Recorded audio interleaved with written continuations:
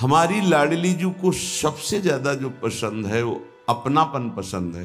ये अंदर की बात है। मेरी लाडली देखो, अपने जैसे अधम के पास तो सेवा के लिए कुछ था ही नहीं।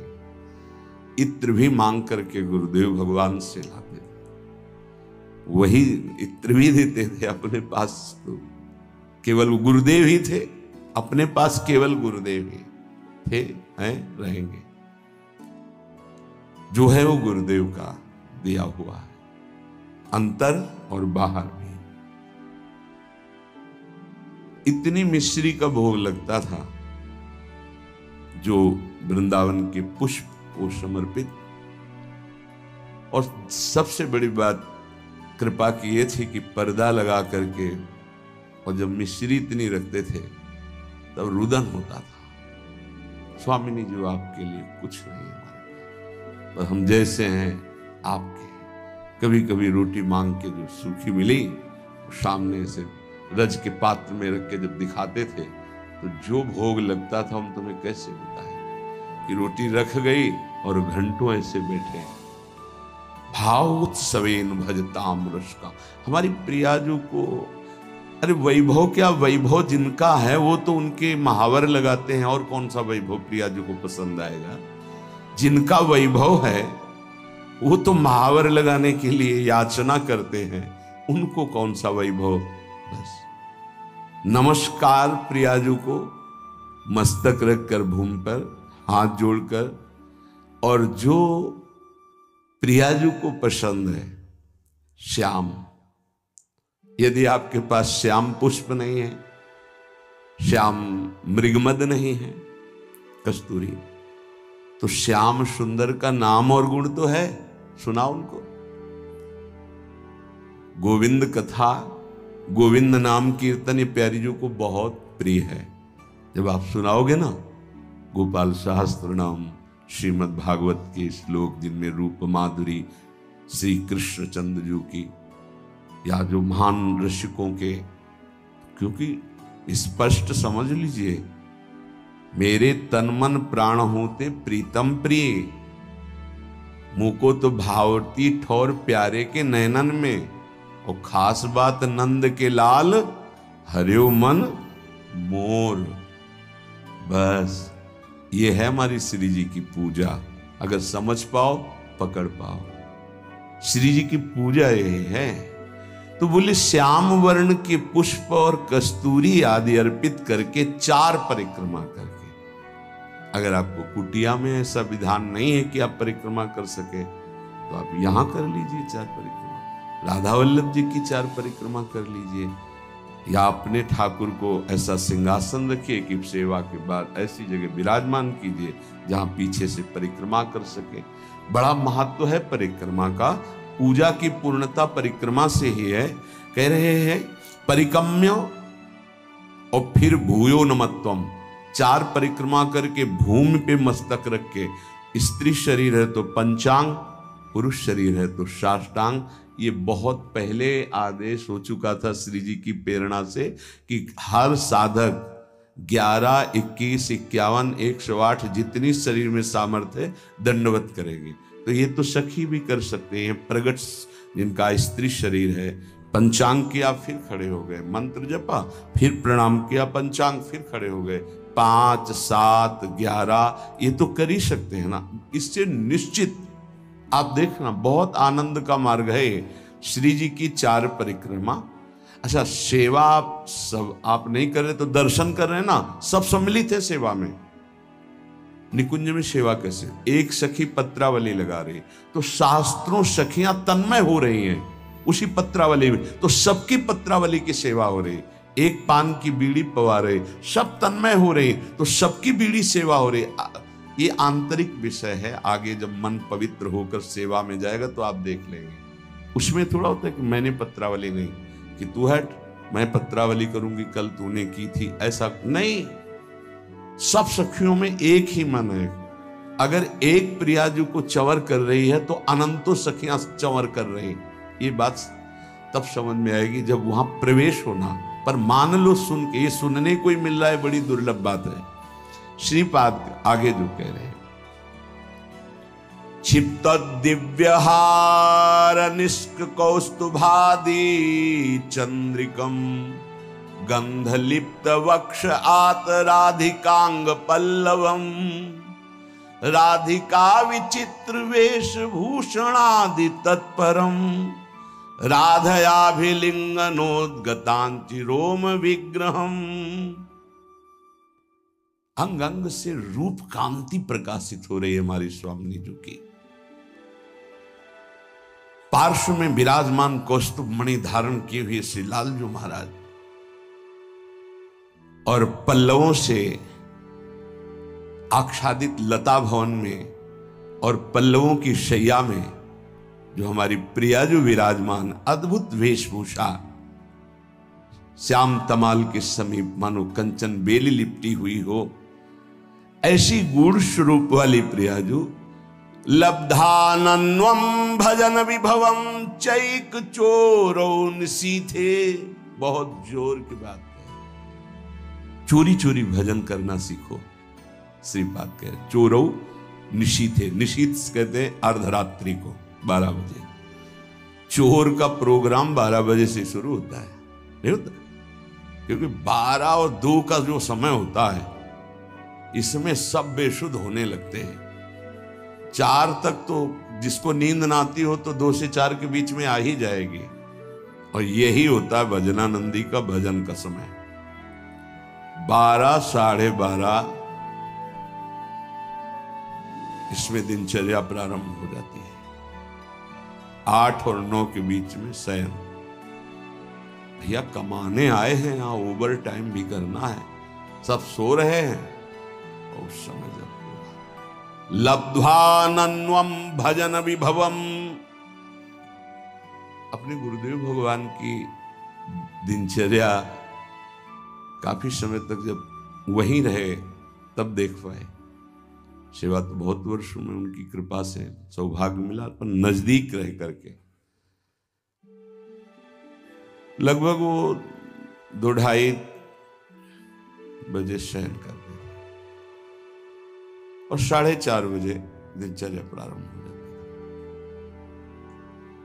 अभ्यास तो 2 बजे का पूर्व का था ही, जगने का अपने का भी। तो जैसे 12:30-1 बजे उठे तो देखा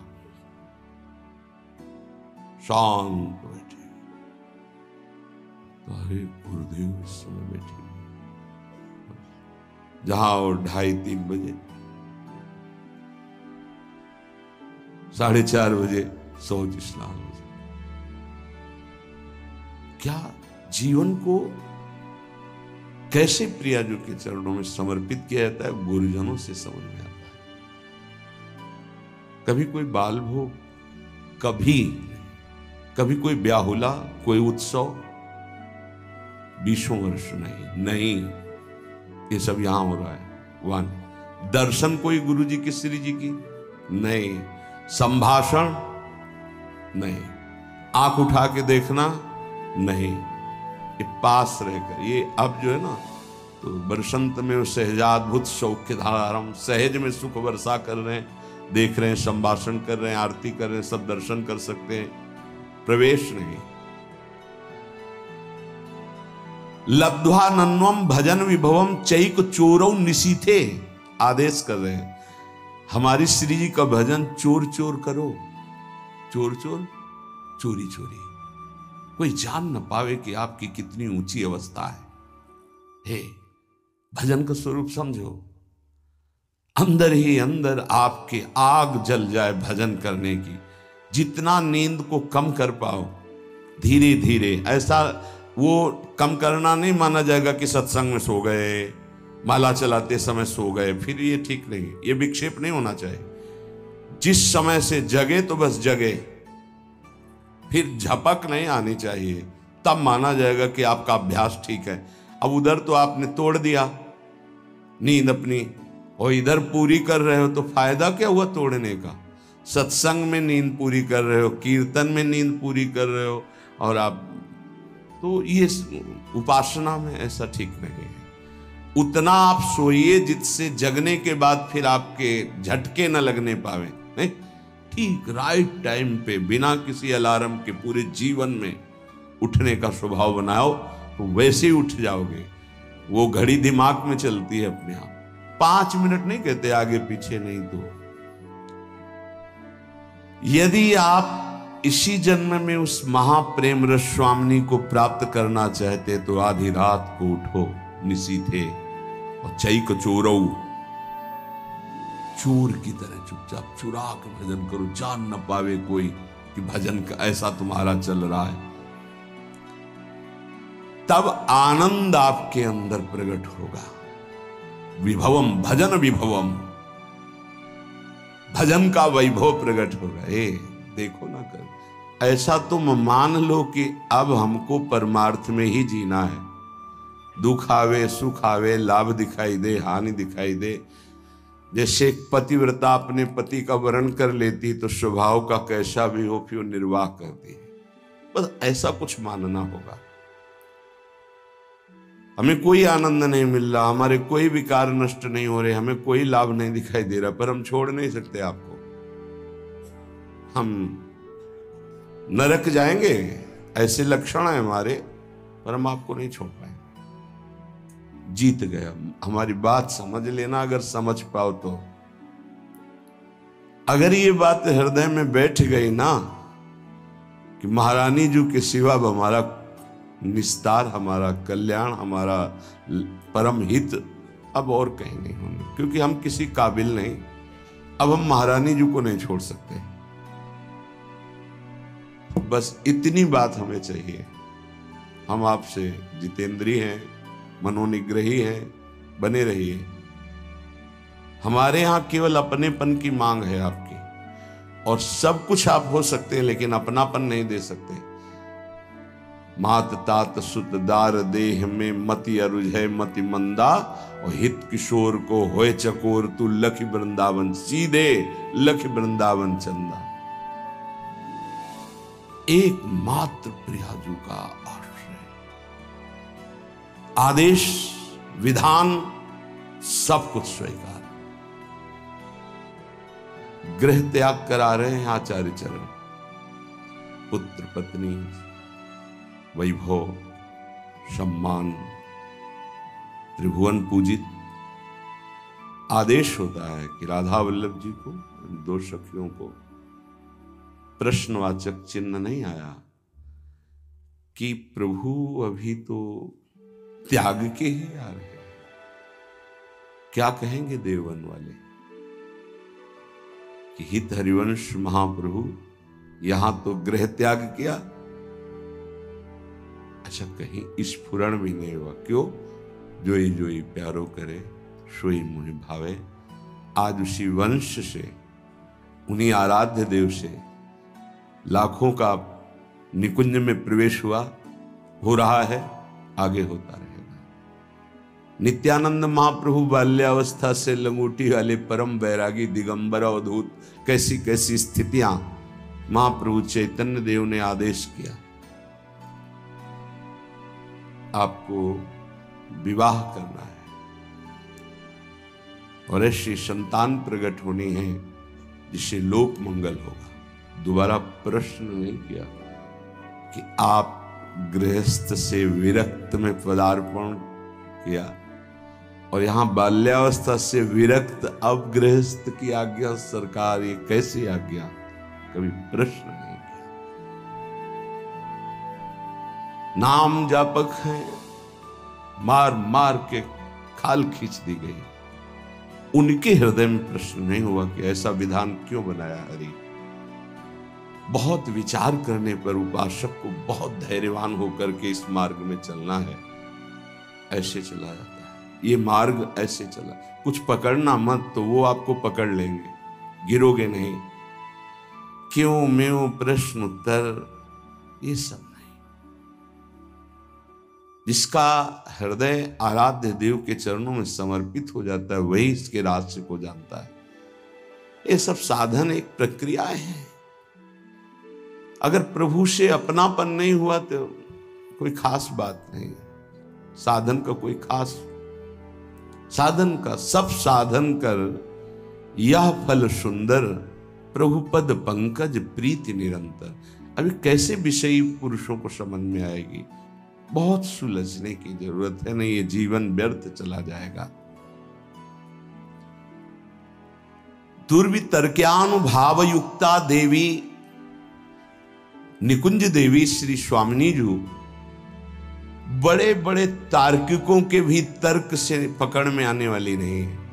जैसे वेदांत दर्शन तर्क के द्वारा श्रद्धावान तर्क करे तो उसके द्वारा वो स्थापित होता है।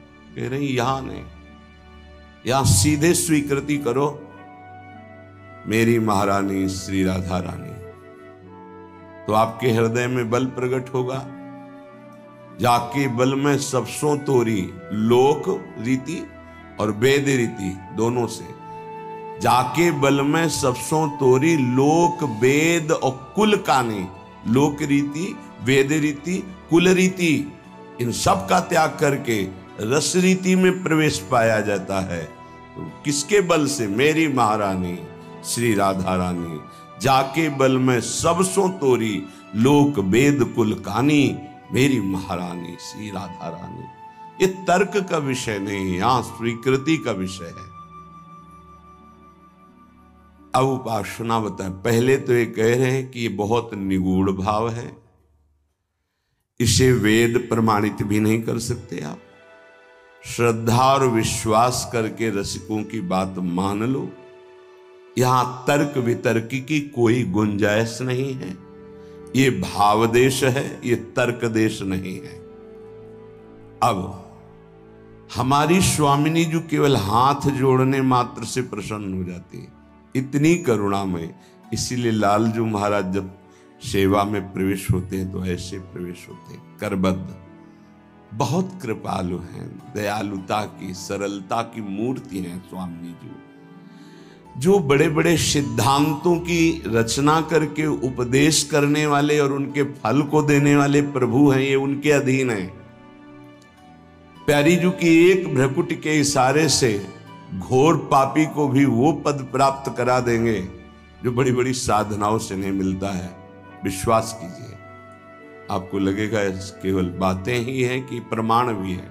तो नरवाहन जी कोई भी सदाचरण नहीं था।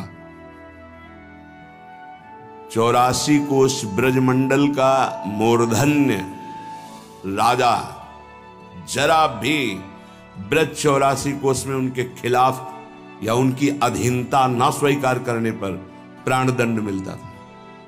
सीधे प्राणदंड, कोई क्षमा याचना नहीं, ऐसा उनका स्वभाव और प्रभाव था। महाप्रभु हरिवंश चंद्र जो राधा वल्लभ लाल जो पालकी में विराजमान रसिक जनों के साथ गुण कीर्तन नाम कीर्तन जय जयकार होते हुए आए और लता भवन में विराजमान किया। सेवकों ने सूचना दी कि कोई महान तेजस्वी पुरुष आभूषण आदि लेकर के अपने इष्ट देव के साथ पधारे हुए हैं, पर उनका तेज ऐसा है कि हम लोगों की हिम्मत ही नहीं कि उनके सामने जा सके।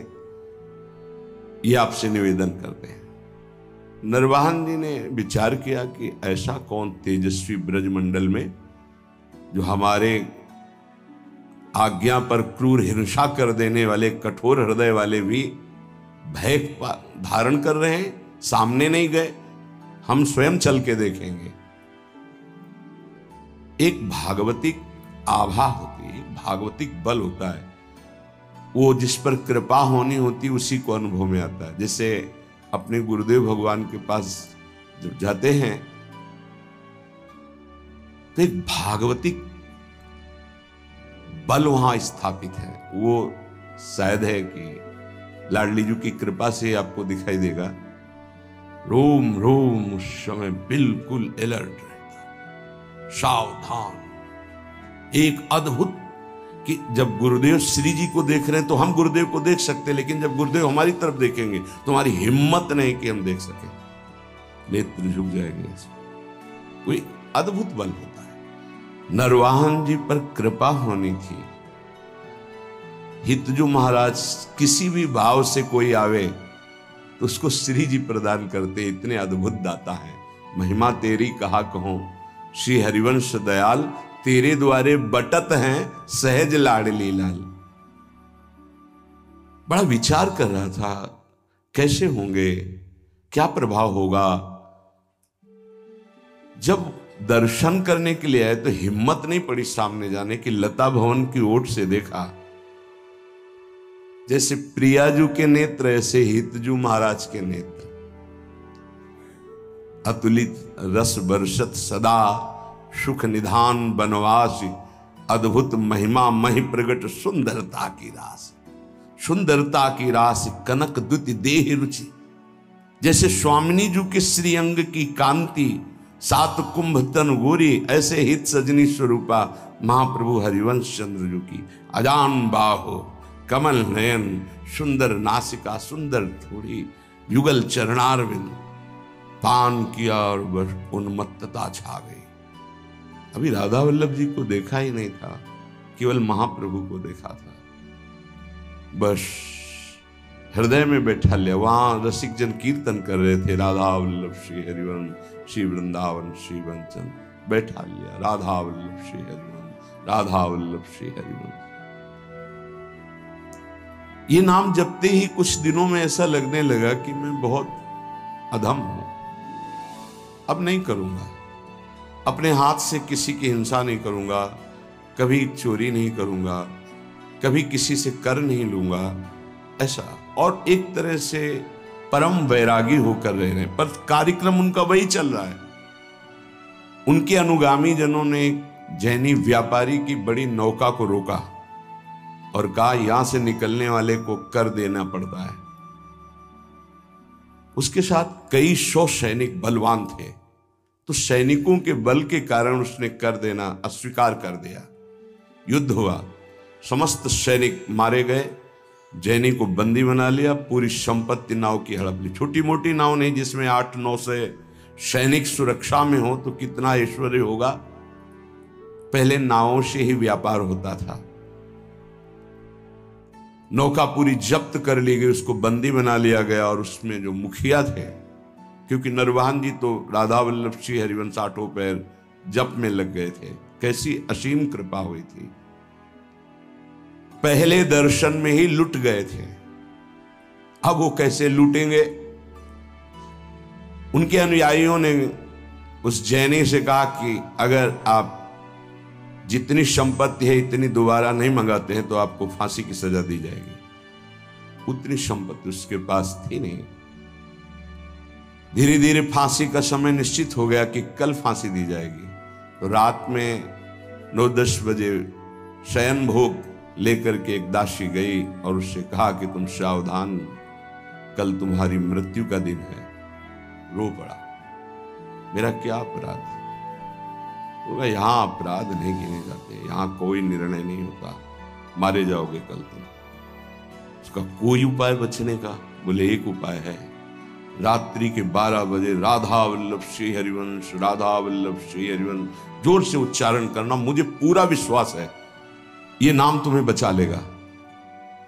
अरे तो मरने वाले को जैसे संजीवनी बूटी मिल जाए।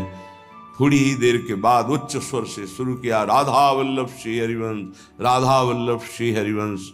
वो आवाज नरवाहन जी जहां एकांत में जप कर रहे थे वहां पर, अरे ये तो अपराध बन गया, मेरे गुरु जी का कोई शिष्य बंदी बना लिया गया। तत्काल गए, खुलवाई जेल, अंदर गए, हाथ जोड़ा, प्रणाम किया और कहा मुझे क्षमा करना, मुझे पता नहीं था आप हमारे गुरु भाई हैं।